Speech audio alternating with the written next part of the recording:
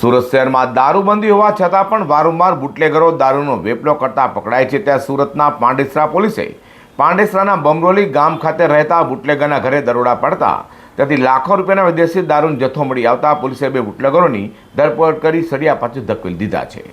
Surat police commissioner Anupamsinh Gehlot, સદિક police commissioner sector 2 કેન્ટ Damor, DCP zone 4 doctor Nidhi Thakor અને એસીપી ડિવિઝન ઝેડા દેસાઈના માર્ગદર્શન હેઠળ પાંડેસરા પીઆઈ જીઆર ચૌધરી અને સેકન્ડ પીઆઈ એસજી ચાવડાની ટીમ પીએસઆઈ કેજે વસાવા અને પીએસઆઈ ડીજે બારોટના માર્ગદર્શન હેઠળ પેટ્રોલિંગમાં હતી। અન્નામ હેડ કોન્સ્ટેબલ હરદીપસિંહ પ્રદ્યુમનસિંહ અને અન્નામ પોલીસ કોન્સ્ટેબલ હરીશ જયસંગભાઈ, અન્નામ પોલીસ કોન્સ્ટેબલ વિપુલ રાજાભાઈ અને અન્નામ પોલીસ કોન્સ્ટેબલ પરબતસિંહ જયુભાઈને મળેલી બાતમીના આધારે પાંડેસરાના બમરોલી ગામ ટેકરી ફળિયા ખાતે રહેતા બુટલેગર કેતન પટેલના ઘરે દરોડા પાડ્યા હતા।